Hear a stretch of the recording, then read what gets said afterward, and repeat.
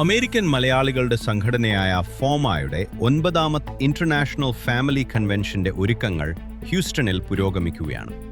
July 30 മുതൽ August 2 വരെ വിൻഡം Houston ഹോട്ടലിലാണ് convention നടക്കുക. തയ്യാറെടുപ്പുകൾ ഊർജിതമായി നടക്കുകയാണെന്ന് ഫോമ പ്രസിഡന്റ് ബേബി മണക്കുന്നേൽ അറിയിച്ചു.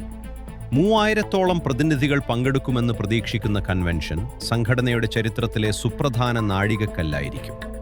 കൂടുതൽ വിവരങ്ങളുമായി ഞങ്ങളുടെ ലേഖിക ലക്ഷ്മി ഹ്യൂസ്റ്റണിൽ നിന്ന് ചേരുന്നു. അമേരിക്കൻ മലയാളികളുടെ സംഘടനയായ ഫോമയുടെ 9ാമത് ഇന്റർനാഷണൽ ഫാമിലി കൺവെൻഷന്റെ ഒരുക്കങ്ങൾ ഹ്യൂസ്റ്റണിൽ പുരോഗമിക്കുന്നു.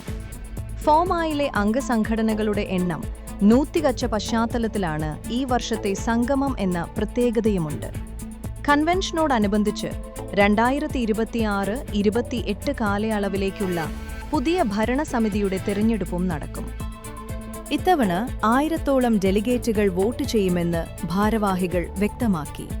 സംഘടനയുടെ പ്രവർത്തനം വിപുലീകരിക്കുന്നതിന്റെ ഭാഗമായി അടുത്തിടെ ബൈലോയിൽ വരുത്തിയ ഭേദഗതികൾക്ക് പിന്നാലെയാണ് കൺവെൻഷൻ നടക്കുന്നത്.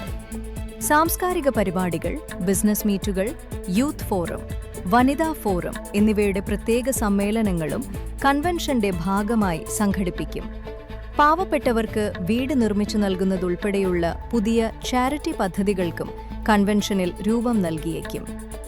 അമേരിക്കൻ മലയാളി സമൂഹം ഏറെ പ്രതീക്ഷയോടെയാണ് ഹ്യൂസ്റ്റൺ കൺവെൻഷനെ ഉറ്റുനോക്കുന്നത്. പ്രതീക്ഷയോടെ കാത്തിരിക്കുന്ന ഈ കൺവെൻഷന്റെ കൂടുതൽ വിവരങ്ങൾ തുടർന്നുള്ള ദിവസങ്ങളിൽ നമുക്ക് ലഭിക്കും. ന്യൂസ് അപ്ഡേറ്റ്സിൽ നിന്നുള്ള വിശേഷങ്ങളുമായി വീണ്ടും കാണാം.